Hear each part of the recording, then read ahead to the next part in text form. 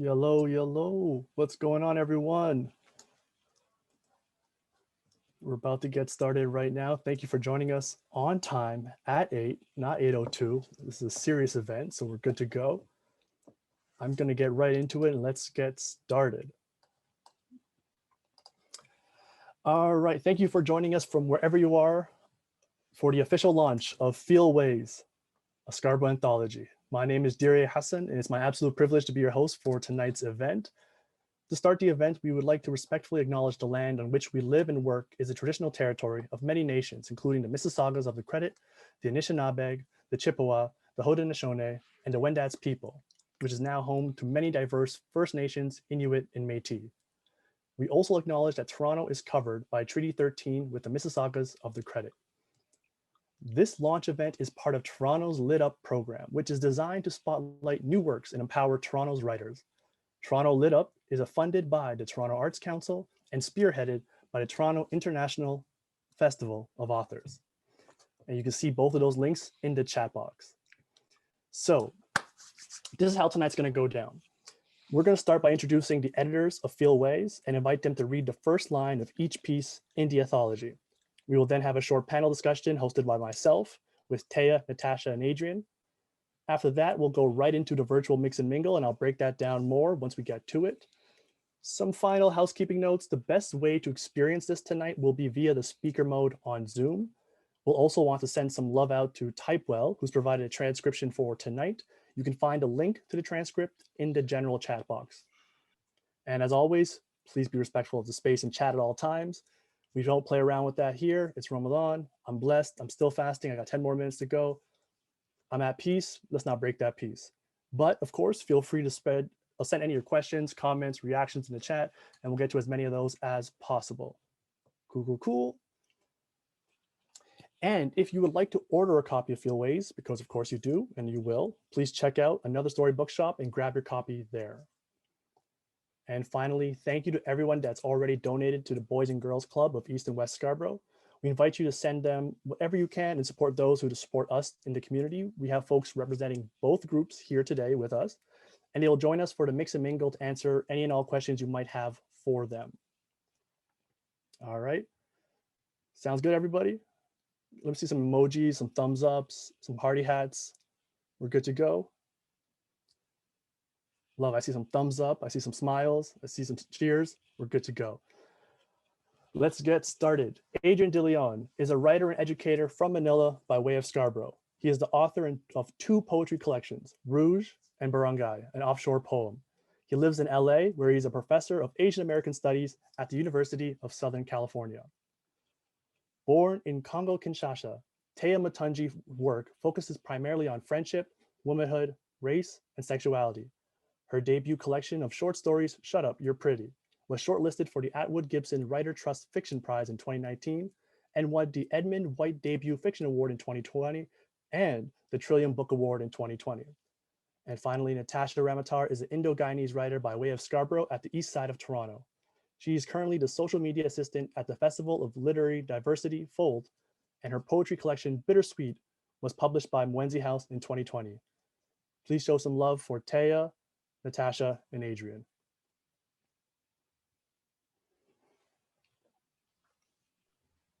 Hi, everyone. Hello, hello. We got one. We got Téa. We got Nat.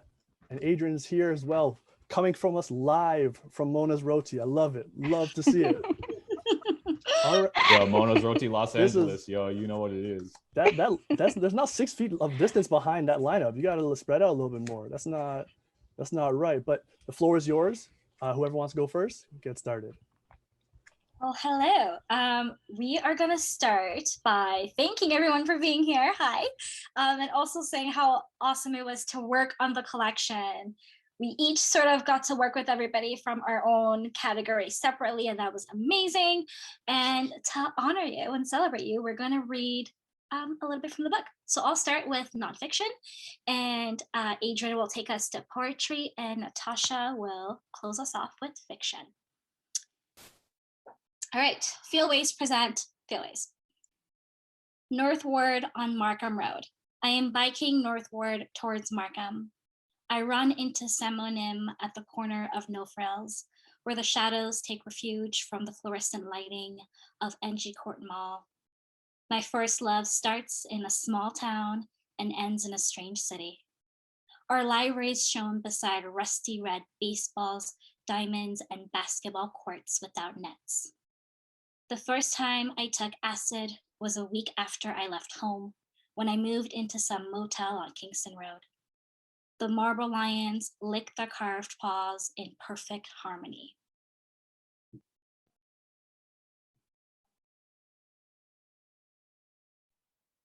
In quiet moments, youth rises differently in Scarborough. As a high school bus rider, by the time my father, where are you from? My love, how long do you think the fall will last? Carve out the turkey and spill the guts on how you think white meat people are becoming the minority. I knew them well. Saturday morning mangoes out in low income lots, eyes bright and buzzing. A hashtag is not a chain fence. My body has belonged to squeeze bottles.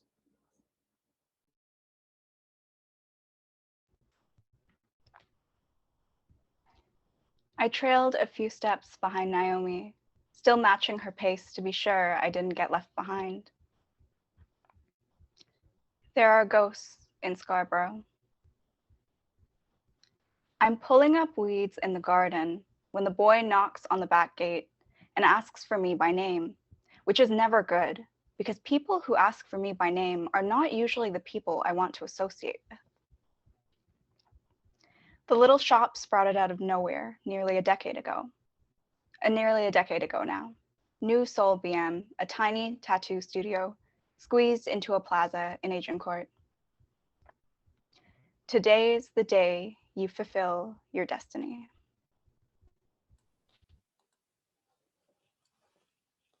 Today's the day you fulfill your destiny. So this was the first line of every single piece in Fieldways, the Scarborough Anthology. I love that last line to kind of end everything. We don't have a snap emoji, but if you have thumbs up, party hat, clap, wave, whatever feels right, do it. I know in a perfect world, we would all be in the same space, but hopefully in the very near future, we'll be able to make that happen. Shout out to Scarborough for finally getting their vaccines on point. So we're happy to see it. And we're going to have a short conversation with the three editors, Natasha, Adrian, and Téa, right here, right now. So let's just get into it. You three, let's get into it. The origin stories of Fieldways. How did it come together? Whoever wants to jump in, all these questions are for all three of you, so don't make me choose who goes first. Adrian. Yeah, Adrian, I nominate you. I nominate you. Adrian is very much the brains behind this. I feel like you were the one of the first people to like not only mention it, Adrian, but also to follow through on it. So I feel like you have the best timeline of it to take this one. Yeah, for real, because like we get all these like random ideas and we're like, yeah, we're gonna do that one day, and then like we'll like blaze up and be like, yo, we're gonna start a new podcast, or like we're gonna like have this great TV show, or like do this whole movie, or like start a new agency, and then we forget about it, and then someone digs up these old notes and we're like, oh shoot, remember that idea. But so why this one? Yeah, why did this one happen? Yeah, so this one happened for a couple of reasons. Number one, Nat and I, when we were in, I think just soon after I finished undergrad and when you were finishing undergrad, Nat, we were like randomly, you know what? Scarborough needs like a school of writing. Just like randomly thinking about, yo, what if we had like a literary movement here? Because you know, like in English class, we learn about things like the Black Mountain School of Poetry, or like the Iowa School of Poetry. We're like, what's the Scarborough School of Poetry? And we're like, you know what? Scarborough School needs to make you feel ways. Needs to make you feel all the ways, right? Like you can't just be like, you know, reading with your MFA voice and then expect everyone to revere you after like you spend way too much for a degree at Redacted. But it needs to make you feel ways. And we followed up on that, you know, like, yeah. So like, you know what, Ruben was writing, nice to meet you, nice to see you. But like so much of our poetry at home is about moving people, right? You perform, you use your entire body and you know, in in the back of malls and in front of Scarborough Center Station, right? Like you got the djembe out, you got the open mic, and we're like, we really want to capture this. We really want people to kind of capture this. And so we kind of just talked about that kind of audaciously. And then I think it was like 2018, 2019. We were like, let's actually do this. So we tried applying for a grant with the University of Toronto, and they didn't like it, but we said, screw it, we're gonna keep doing it anyway. And we hit up Mawenzie House, who, shout outs to them, always here, always supporting Scarborough literature. And they made it happen. And, many, many, many emails and missed connections and Google Drives and Google Docs and nightmares with website management and development later. And here we are. Shout out to Mawenzie House, for real. That's where Fieldways started. Natasha, is that how your Fieldways journey started too? Yeah, I would definitely say the memory that Adrian recounted of us just kind of sitting around literally and like at U of T Scarborough in the meeting place and just like randomly talking about this is one that's always very vivid in my mind and that I go back to. And I think I'm just like really, really grateful that Téa also felt the same way and that the three of us could come together, because I think the three of us all have different strengths and different genres as well that we focus in on. And that just really, like, when we were finally like, let's do this, it was also in part us thinking that there would never be a perfect time or a good time for it. So all of us were coming out with our debuts and we were like, we have this kind of small platform now, although with Téa, with you, I feel like you had a big platform, but with the three of us, we had our kind of like small platform, and we were like, if we have our platform, why not bring others with us with what we have?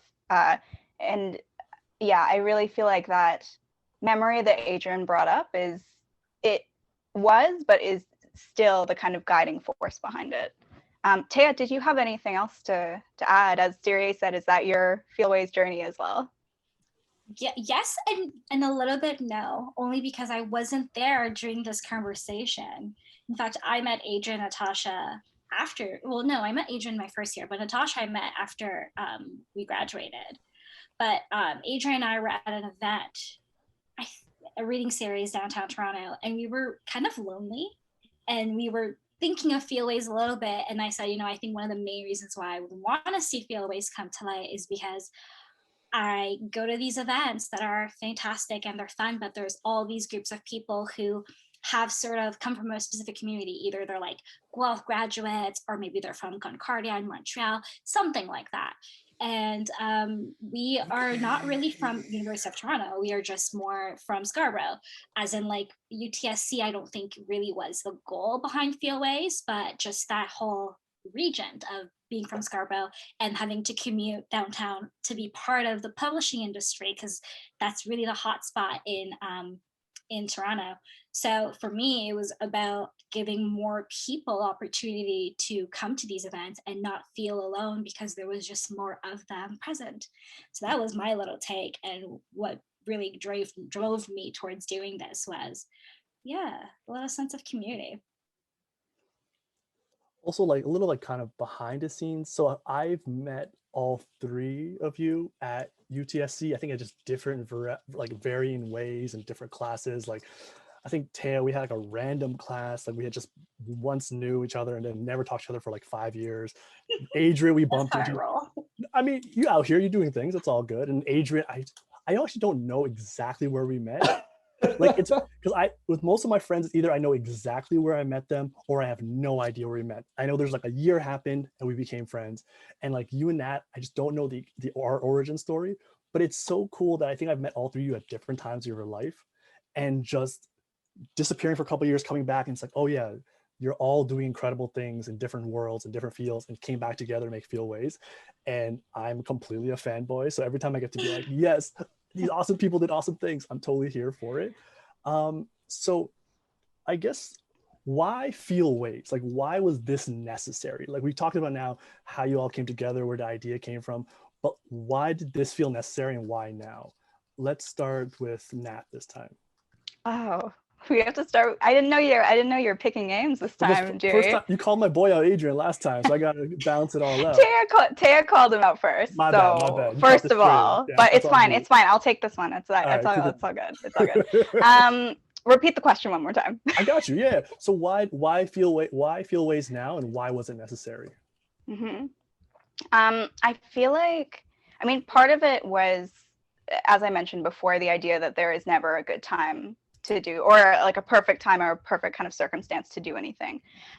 But one thing for me that I think I can point to is the fact that in the past few years, Scarborough and its arts community has really been getting a kind of spotlight. And so, you know, we've seen the Scarborough Nuit Blanche pop up. But then in addition to that, there's also been this kind of like very long standing history of artists working in Scarborough. We think of something like Rise, which as long as I've been an artist in, in Scarborough, Rise has been kind of a mainstay that I've known of. So I think Feelways is definitely in part built upon all of those, like all of the predecessors, whether it's, community spaces like Rise that Randell has made, or it's the kind of literary works that were coming out at the time. Catherine Hernandez of Scarborough, of course, Carrie Ann Lung's That Time I Loved You, David Cheriandi's brother. All of these were also kind of putting another spotlight on Scarborough as well. So that's kind of my first take at it, but I'd love to know if Téa or Adrian have anything else to add, because I'm sure that's definitely not it. I agree. I think that it's weird because Scarborough, it is a town, it's a city, but there is a sort of like a texture to Scarborough that just feels super precise, super specific, I want to say. And I think that it was awkward to hear a lot of the comments of like Scarborough's having a moment, or like, oh, look, this random region is suddenly producing all these amazing writers and artists.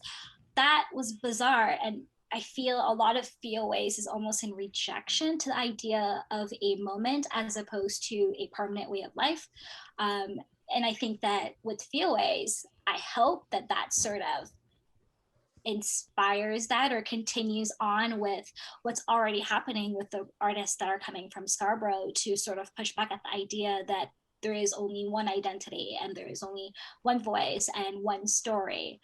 I think that's what makes Scarborough as a city special, is the fact that everyone on the outside seems to have one idea of what it is and what it looks like, what it feels like, and it's just completely untrue. And Feelways gave space for that, especially with the map that we're debuting today. You have a visual representation of all these different areas and all these different stories.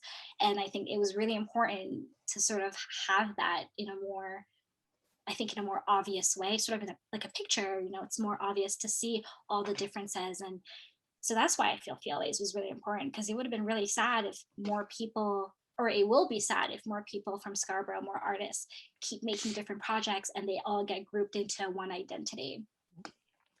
I love when you talked about having a moment, because I remember just like equal parts excited and so annoyed by the conversation. It was like the most patronizing thing from a lot of people. It's like, wow, Scarborough's all of a sudden producing writers and readers and poets and artists. Like, oh, it's like the same logic. I know I study like international development, or like the voice of the voiceless. Like, oh, word, they didn't have a voice, so you just made one up for them. It's like, oh, I'm glad you are the voice. Like, no, you're listening now. You're paying attention now. Like, that's great, but do your readings and catch up. And I think Nuit Blanche was kind of like that moment for myself, where it's like you started seeing the condos kind of showing up, you started seeing institutions kind of getting destroyed, you start seeing the conversation shift, and then Nuit Blanche happened, which was like genuinely such an incredible moment. Like the first Nuit Blanche in Scarborough was so wholesome and so fantastic, but you also, if you know your history, you're knowing the reality of living in Toronto, living in Scarborough,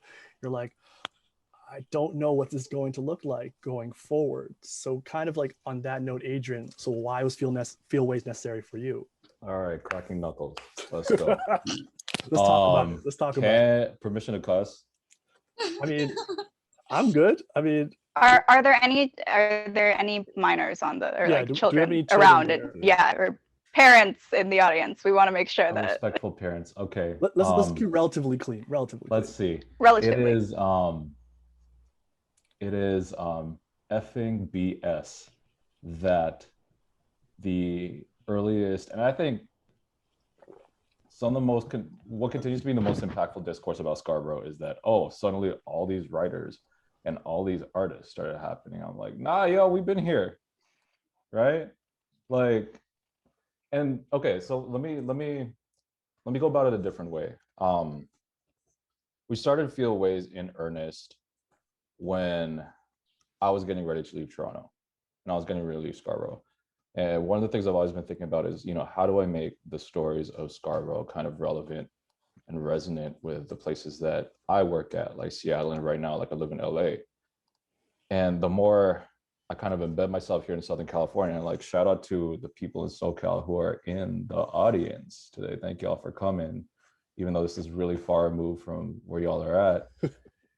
Is that there are, Nat and Téa and I, like we talk about this all the time, there are mini Scarboroughs all over the place. Just as there are many Surreys and many Richmonds all over the place. There are many San Gabriel valleys all over the place, many Long Beaches, many San Fernando valleys all over the place, right? Many Staten Islands all over the place, right? These places that have become, what sociologists have kind of called ethnoburbs, places of crossing over of infrastructure and the death that comes out of infrastructure and its radiation and racial capitalism and what have you that I can go off about forever. But, we flourish. We might, be living with more difficulties, but we flourish, right? And we flourish in spite of and in rejection of things like gentrification and condos popping up, pushing their communities out of the way. And so one of the things that I really wanted to think about and I actually taught like Feel Ways yesterday for my last class, or 2 days ago for my last class in Women of Color Memoir, is, why are these places which are always seen as social problems and places of unfeeling, places of, that where we are only talked about in the abstract, why don't we get that space to actually be creative, living, complex, full people? And so let's do it. And I'm really glad that you two jumped on and everyone else, the press, the contributors engaged with it the way that they did and really decided to think about, even if y'all ain't from Scarborough, y'all from Scarborough, and y'all really found roots in Scarborough, and y'all found, inspiration and the breadth of art and complexity upon which to create, literature from it. And I think that's something we can kind of keep going, not just for Scarborough, but for like the mini Scarboroughs all over the place, even like places like Parkdale, Jane and Finch, Tobico, Surrey, again, like one of my favorite spots on the West Coast, and Southern California even. So, yeah. And there's go Nat, please. Yeah, Adrian, there's like something that I want to bring up where when we were kind of discussing this project, and especially when we had the kind of map add-on additional project, the idea that this sort of project could be replicable in all of those kind of other Scarboroughs. I think that's something that's really important is, Adrian, like you said, it's about Scarborough, but it's also about all of these other places that are similar and that kind of have the same heart.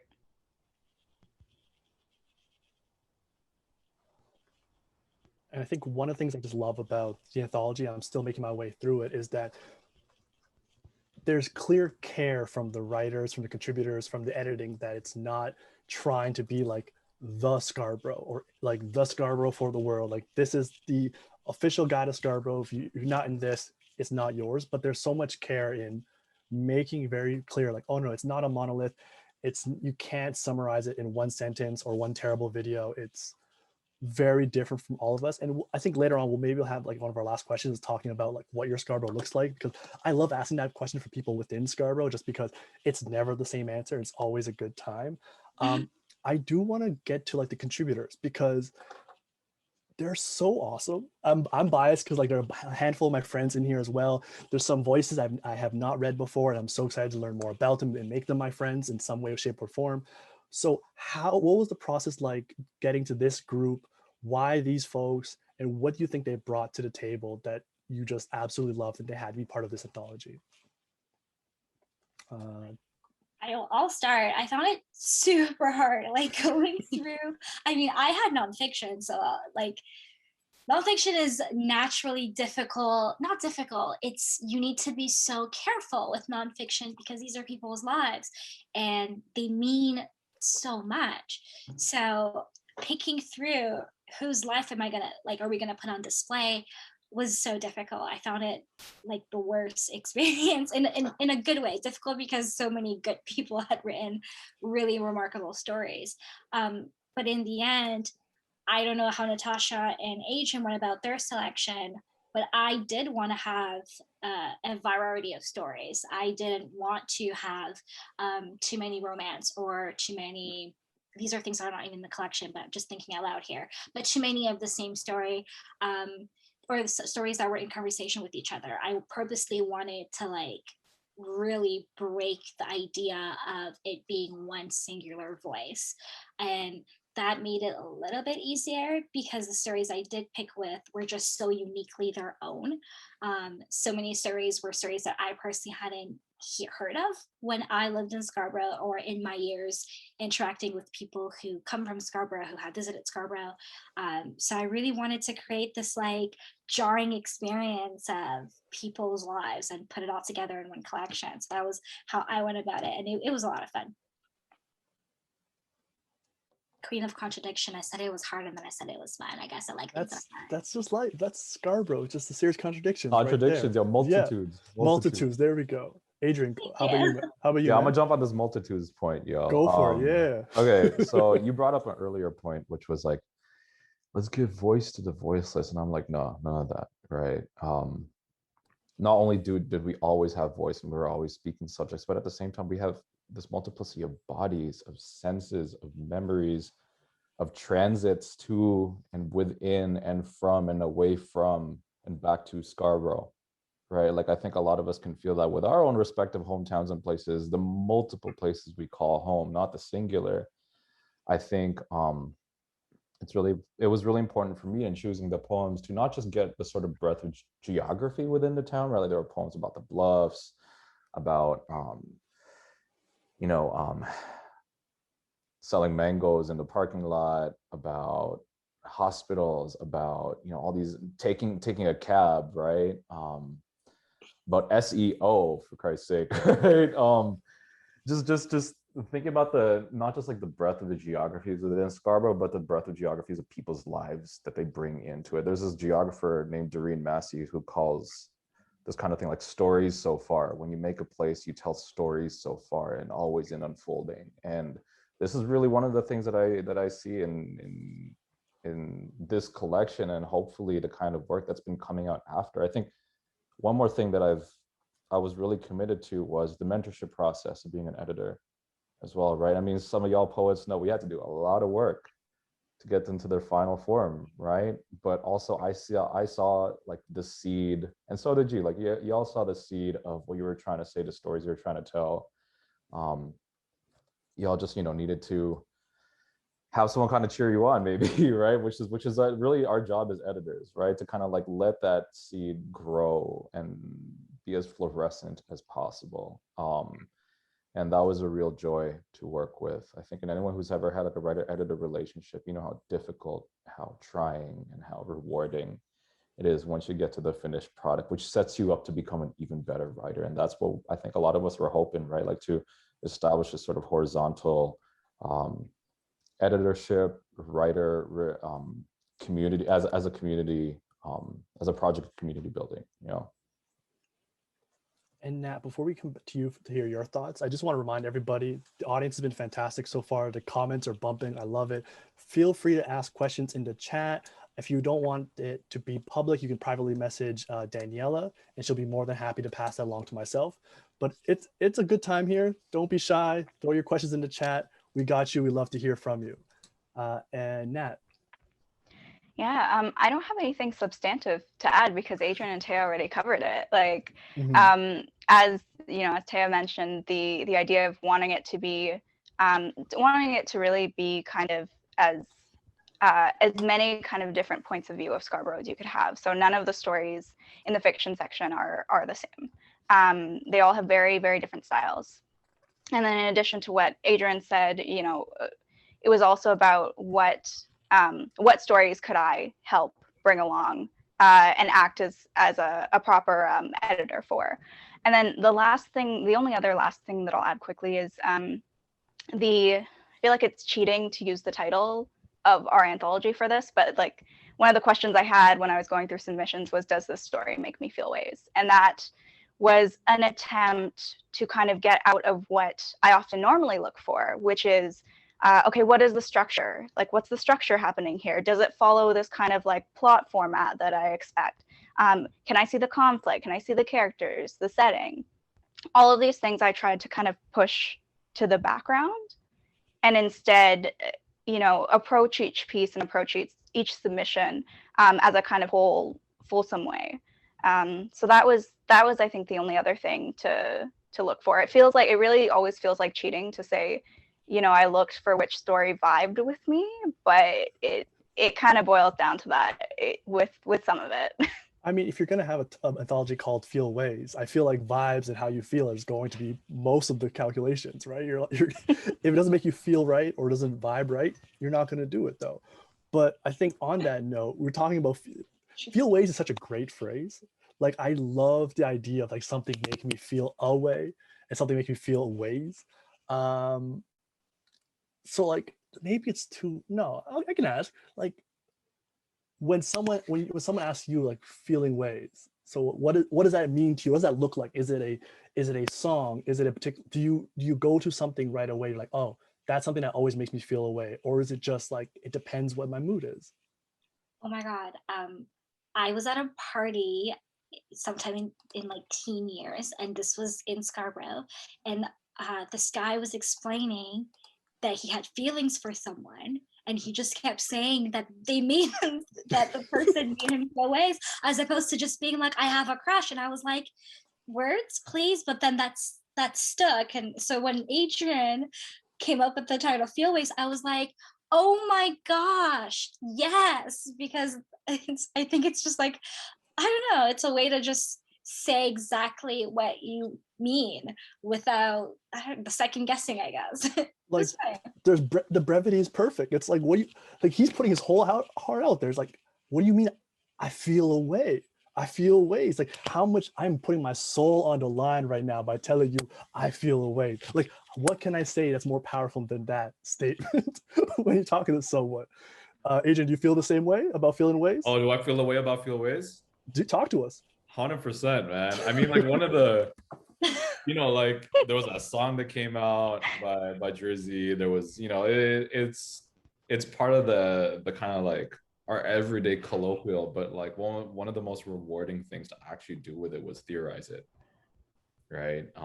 Not you and I did this, and I know that's me being an academic, and oh my God, It's very professional, Adrian right now. This is the. Oh, man. Yeah, Adrian, no, recap what that conversation was, though, because I do think, aside from the formal theorizing that you say happened, I do think we made some good points. it was awesome, yo. Like, it was for your book launch. So for y'all who didn't go to a bittersweet book launch last fall, amazing book, pick it up. Also, Mawenzie House 2020, fall 2020 catalog, one of the best out there. Anyway, one of the major things about that came up in our conversation, we're like, okay, like we'll make it feel ways, right? But what does that actually mean? It means to move and to compel someone to action, right? And I think why that is specifically politically important for places like Scarborough is like, as people who have been called abstract and unfeeling social problems, as things who, you know, need social workers and police and development and condos, etc., right? Like, what does it mean to actually politicize feeling a way? And for us, I think for Nat especially, you see feeling ways as in literature and art and a lot of the creative work we do, as a reparative act, yeah, as an act that can, you know, offer people a different version of emotion and embodiment in refusal of, you know, the sort of, again, to be an academic, the ruination of capital that we feel as growing up in Scarborough. And I think, Adrian, one thing that I'll add too, in terms of things that, you know, make me feel ways, is I feel like feel ways is also kind of an act of remembrance, and an act of like holding those kind of memories that that, again, kind of just repeating myself, but make you feel ways. And part of why I think of that is because we chose the STC hot air balloon as the cover image, and it's like, what a, you know, Y'all remember that, yo. Right? What does that mean that So good. we you know, we chose this kind of thing that links a lot of us from our childhood, right, or from our teenhood, or whenever you were growing up in Scarborough, this kind of iconic image that is no more, but if you remember it, like, if you know, you know. So I just feel like in addition to it being a reparative act, it's also definitely an act of remembrance and like what you choose to hold on to. I think like talking about it being an action is so real. Like it's a verb, like it's an action word. Like you can't passively feel. Like if you're gonna feel ways, you're feeling. Like it's a full body experience. You know, you might have to like sit in the corner for 30 minutes. You might have to go for a walk. You might have to like stare wistfully out the window, be like, damn, that really happened, or damn, that really happened. Also in the chat, one of my favorite comments so far, feel ways in all cap is the only capitalism I recognize. Shout out to you. Big facts over here. We have some audience questions that did come in. Where do you think Fieldways fits in terms of Scarborough's legacy? How important is it in terms of archiving Scarborough's work? Ooh. I know you've all taken care about following the tradition of writing and artistry in this, not just province, but in the city and Scarborough specifically. You've taken a lot of care to not live in isolation from works before you, but also being mentored for works coming after you. So I know it's a pretty large question and maybe it's something you can't answer right now, but where do you think Fieldways fits in terms of Scarborough's legacy? I think in terms of publishing, we are at the infancy of literature when it comes to actually putting this in the public. So, yeah, I think it's just a matter of giving us the opportunity to keep building. It would be like, you know, it would be sad to not see any more voices coming from Scarborough after, especially because with David Shariande and Catherine Hernandez and all of these books that came sort of one after the other, it would be sad for that to have like a fallout period where we don't hear from Scarborough, we don't have these voices. So I hope that having this book coming out now 2 years since the last book, I hope that it just means that we're going to keep piling on it. We're going to keep the journey going for a very long time. Mm-hmm. Yeah, Téa, I would just echo you and say like the same thing. I just hope that it's a kind of another piece in the lineage, right? And in the genealogy, and a way to elevate others. I think I would hope that, you know, the kind of Scarborough writers that are coming out after everyone, that each generation would be better and better, and each generation would have more opportunities to kind of have those kind of resources.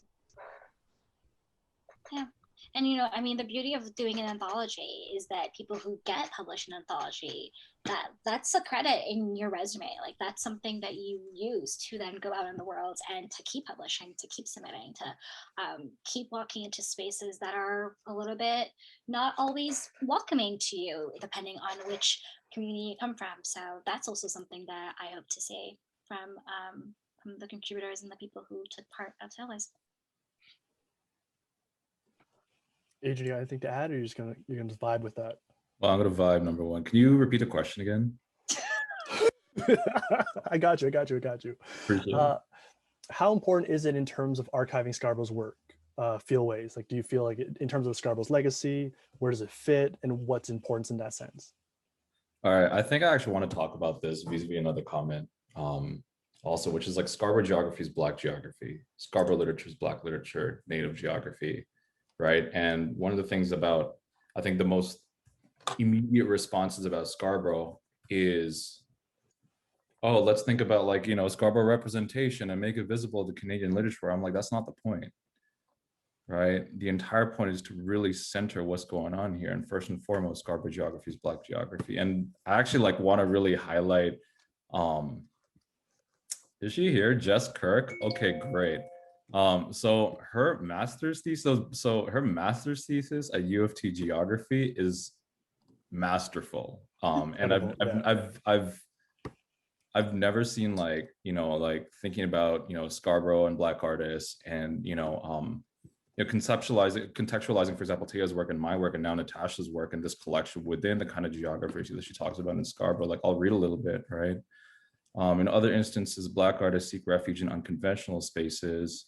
Transit lines are repurposed into creative process for people from Black and marginalized communities, often in response to longer commutes due to residential segregation and spatial anti-Blackness. And that spatial anti-Blackness impacts us all, right? And so how do we, and I think one of the things that was really important to the three of us was like, how do we provide that kind of space, that literary space, to tell that within the specificities of what the material reality of what Scarborough is, right? And that was really important for me too, because we pulled from a bunch of diverse writers from diverse backgrounds, but one of the things that was important to us was that they were specifically rooting themselves in what goes on in this place, right? And I think hopefully y'all enjoy the stories and the pieces that came out of it and came out of that impulse as well. So I kind of want to take a left turn from there and start talking about folks who are maybe outside of Scarborough, who don't really have an understanding of what Scarborough is, whether it's the actual geography, the actual history, the people there. Do you want them to read this book? And if so, what do you want them to get from the book?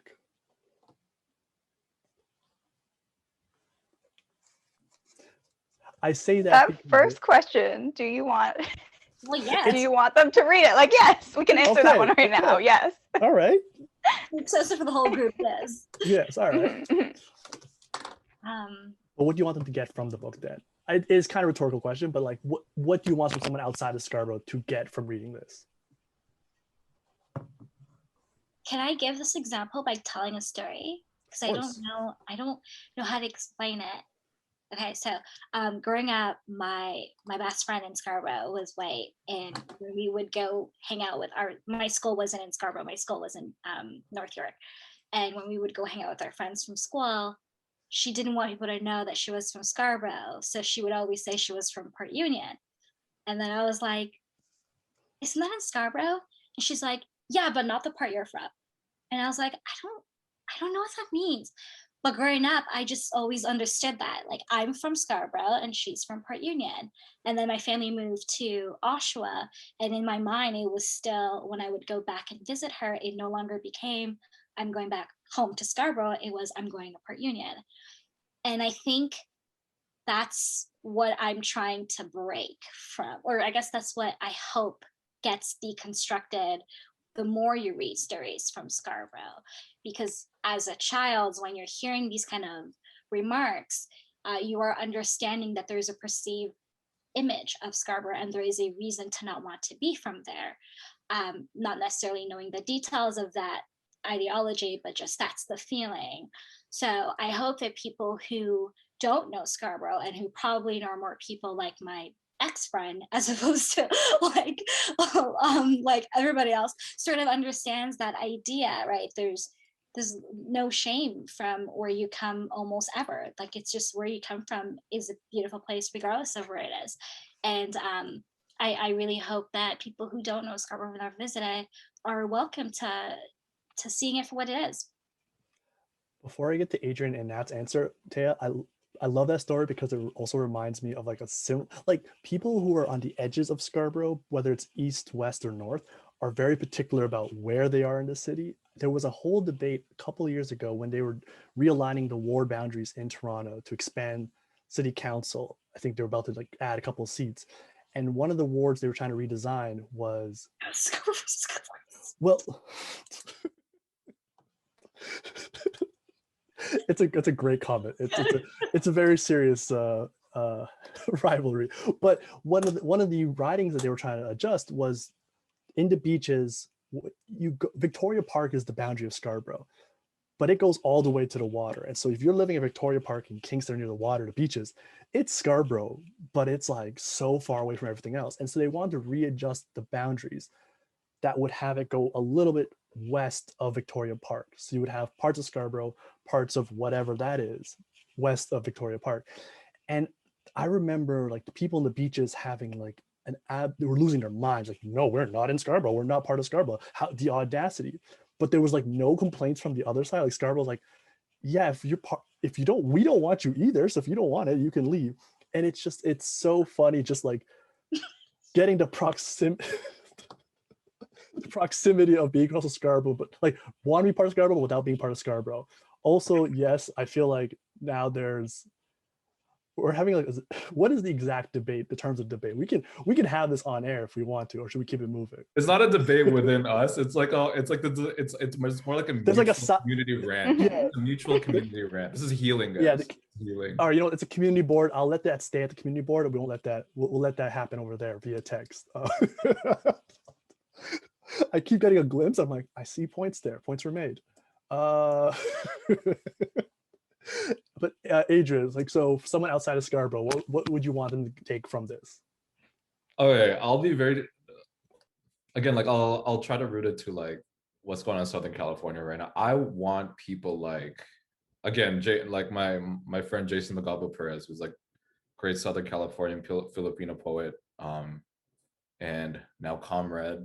I want people like him and his students and folks in Southern California to read this and see themselves in it in some ways, in the way that we talk about a place that means a lot to us. You know, I want folks that are in places that are overlooked, or whatever euphemism is described to talk about their hometowns that are not, wealthy white places, to sort of find inspiration in the kind of work that we're doing, right? And find ways to say, oh yeah, our communities have stories that we can, make art and articulate from. So I would love, people down here, people all over the place to see themselves in these Scarborough stories too.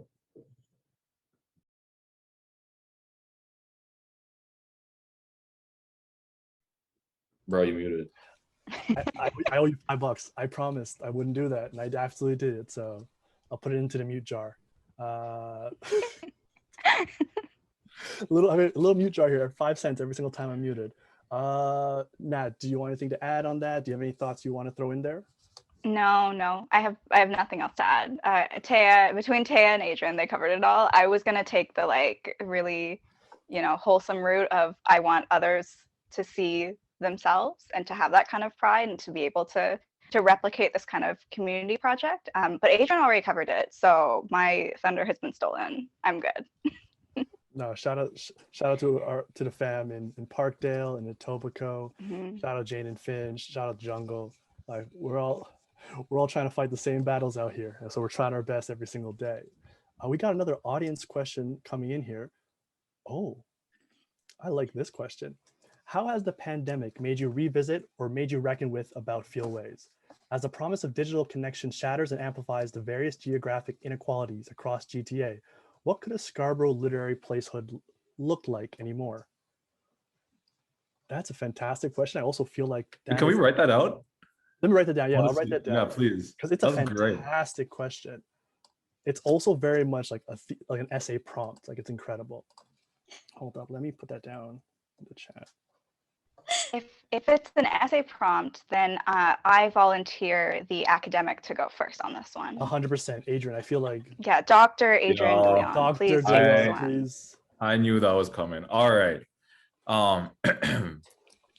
So I think about this a lot because I'm so far from y'all and I miss y'all 1,000,000%, a million degrees. And as I think a lot of us have felt the pandemic and the way that it's made us rethink how we be together, right? The pandemic is really all about a battle of space and who gets to move, who doesn't, who gets access to vaccines first, who gets, the first supply for what kinds of vaccines, who doesn't, how they schedule themselves around how to get tested and vaccinated versus going to work and who doesn't. Everything about pandemic mismanagement, especially in the Ford government, has been all about trying to maximize profit and economy versus people's health and lives. And what that meant is policing people to stay fixed, to stay in their lane, and to stay in place. right? And Fieldways is all about trying to go against that and try to, literally move people out of their lane, or out of the lane that marginalized people have been forced into, out of people who understand communities like Scarborough have been forced into. And so I've been thinking about that a lot. Number one. Number two, I've been thinking about, what it means on a very personal level to not be able to do this as a party. Nat, Téa, and I, we conceptualized this launch as a party, right? Whether it was in Harbor, we were thinking about, Harborfront or the library or wherever else, right? We were thinking about bringing it to Harborfront and have this big celebration. It's like, yeah, we're going to bring Scarborough down to one of the bougiest parts of Toronto and we're going to go off. But hadn't happened, and hopefully we can make it happen one day. And so, hold on, as a prompt of digital connection shatters, this is such a great essay prompt. This is something that, like, I wish I could write down for my students. I might steal this. What could a Scarborough literary placehood look like anymore? Well, part of it's the book, right? It's not just about like being in place, but it's our stories and our memories about the place that we call home, or about a place that we have built meaning and met amazing people out of. So that's my non-answer and somewhat essay answer. I mean, there's a reason why I asked the questions and not answered them. So I appreciate that. And you taking the time to answer that, because I would have definitely killed time for 10 minutes and not answered a question at all. So thank you for that. We're running close to the end of the Q&A. We got to ask this question for sure. What's everyone's favorite Scarborough slang? Phrase? I mean, now I got to get into this as well. If in the chat, you can throw them in there as well. I'm just trying to think, like, what is like most, see, arms is great, but like I feel like I haven't used it in a minute. Like that's a retro one. I do like that one a lot though. Adrian, are you going to like your notebook of slang? Like where are you going, my guy? No, I'm dying because someone said arms. I'm like, I feel like complicated, I think. Yeah, I think we're all like always a little apprehensive because it's like in front of public, we don't want to have this conversation. Amongst us, we'll have the conversation, but in public, sometimes we're like, yeah, slangs is the kind of thing that really, it's like, I wouldn't say it's like one of the biggest debates you can have in Scarborough, because we have to understand where the slang comes from, right? Who are we appropriating when we are slanging? And if I don't love the idea of slang, even though it makes me laugh to look at the comments, mainly because then you have people who are, for example, not Jamaican or Haitian, using patois in an incorrect way, and then they go to Malibu and then they say this is a Scarborough slang.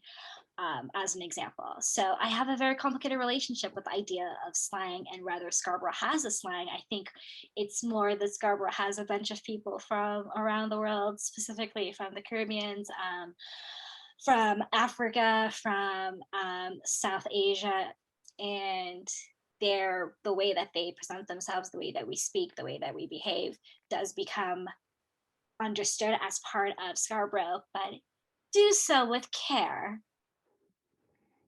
Yeah, it's the same people that wouldn't want to associate with anything remotely black or brown are the same people putting up TikToks for some of your city's favorite websites. So it'd be like that sometimes. All right. I guess to kind of close it, I know we talked kind of like, there are some moments of Scarborough's history or current day events where we're like a little bit pessimistic or a little bit down. There are like very clear frustrations, whether it's access to health, transit, financing, housing, that really you can see the inequalities and inequities very blatant in Scarborough. But I do like to end with some sort of like optimism and a little bit of a higher note. Like what is the thing you love about your Scarborough?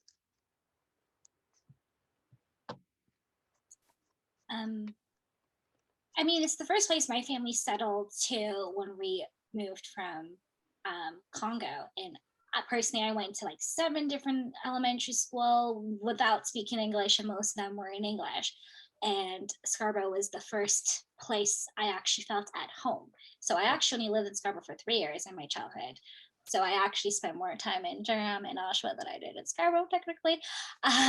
But when I think of home, I actually don't often look back and think of Zaire. I think more so of Scarborough, because that's the first place that I felt settled as a immigrant child coming here. And we left during a civil war, so there's a lot of shaking that happens when you're young and you're going through all those motion, and it took us a while before we settled in Scarborough, and we were like, okay, we are going to now become Canadians, and this is home now.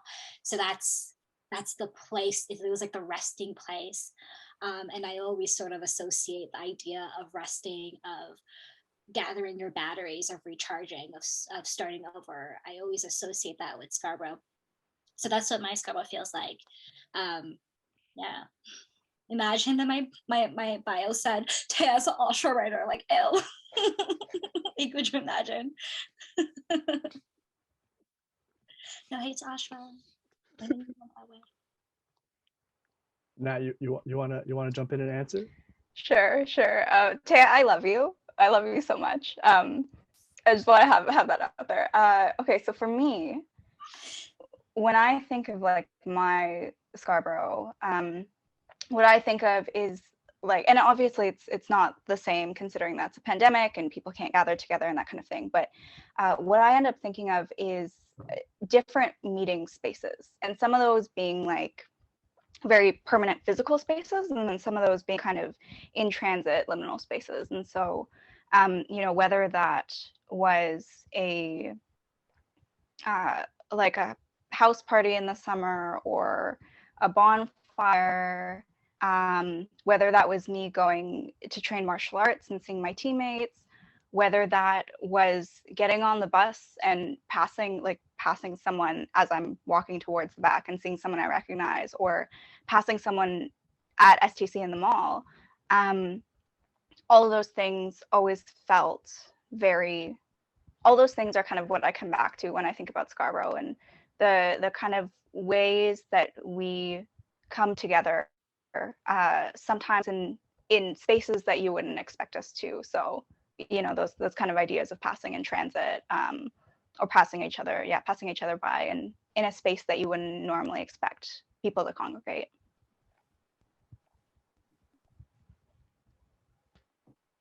And me. Go for it. Yeah, bring us home. All right.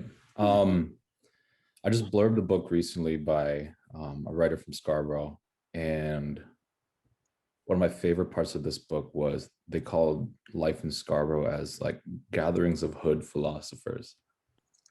And it's not just we gather in places that people don't expect, but we speculate, we share knowledge, we share space, we tell stories, we craft poetics, we theorize, we offer political commentary and critique in places like the RT, as like we make stank faces when we turn around the bend on Midland Station from the recycling plant, right? Diriye, you and I have done this like, I don't know how many times, right? We'll be like, damn, Scarborough's got to we'll think about like environmental criticism as we're like going around the bend, for example, or like during, when the trains are down, we'll like be suffering through the bus in winter and thinking about infrastructure and transit. Yeah, that recycling plant, y'all. But that's one of the things, as a historian and a theorist right now, and as an artist, but also an academic, like everything I talk about, even when I'm writing about the Philippines, about California, about Hawaii, about Seattle, is from Scarborough, right? It's what this writer calls hood philosophers, and that kind of collaborative, material, everyday, sensory, embodied way of knowing and understanding the world, is to me how I carry my hometown around with me. And yeah, I remember when Transit City was supposed to come to, listen, Let's not do that. Let's not do that right now. That needs a wholesome save up for the breakout rooms. We can. That's a whole hour rant we can do in the breakout rooms. Break room literally to rant about that. Yeah, I thought we were ending on a happy note, right? Yeah, I thought we were trying to. You want me to rant about the last decade of transit planning here? Don't do that. Don't do that. I will say, like, for my Scarborough, one of the great things is I got a chance to meet all of y'all. Especially, there's so many people in this room that I've come across, friends haven't seen in a while, friends I can't wait to see. And hopefully the next time we all feel ways as a group, it's in person. That's less than 6 feet apart, hopefully. But thank you, Téa. Thank you, Adrian. Thank you, Nat.